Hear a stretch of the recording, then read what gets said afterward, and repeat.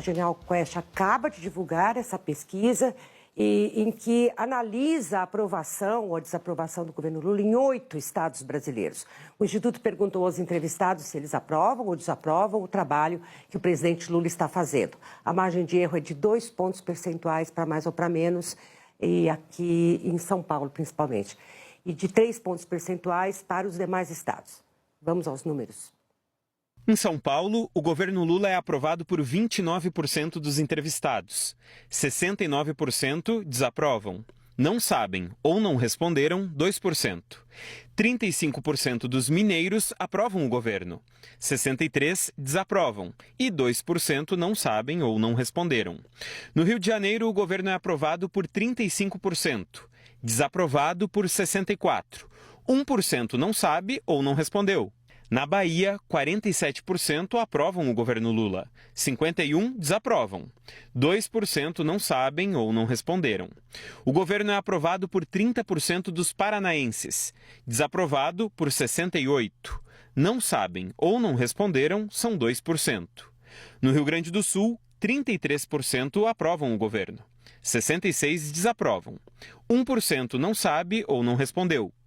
Em Pernambuco, o governo Lula é aprovado por 49%, 50% desaprovam. Não sabe ou não respondeu, 1%. 28% aprovam o governo em Goiás, 70% desaprovam. Não sabem ou não responderam, são 2%. A Quest também divulgou pesquisa de avaliação do governo Lula. Em São Paulo, 16% avaliam o governo Lula como positivo, 27% regular e 55% negativo. Não sabem ou não responderam são 2%.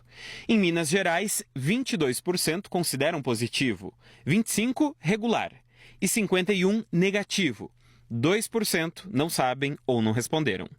No Rio de Janeiro, a avaliação do governo Lula é positiva para 19%, regular para 30% e negativa para 50%. 1% não sabe ou não respondeu. 30% dos baianos avaliam o governo de maneira positiva. Regular são 31%, negativo 38%. 1% não sabe ou não respondeu. No Paraná, o governo Lula é considerado positivo por 20%, regular por 19% e negativo por 59%.